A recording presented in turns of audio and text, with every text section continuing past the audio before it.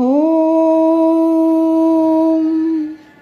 ಕುರುಕ್ಷೇತ್ರದ ರಣರಂಗದಲ್ಲಿ ಸೇನಾವಲೋಕನ ಶ್ಲೋಕ 28. ಇದರ ಭಾವಾರ್ಥದ ಮುಂದಿನ ಭಾಗ.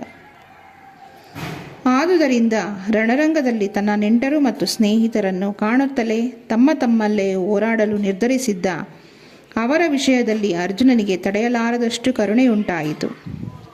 ತನ್ನ ಕಡೆಯ ಯೋಧರ ಬಗೆಗೆ ಅವನಿಗೆ ಮೊದಲಿನಿಂದ ಅನುಕಂಪ.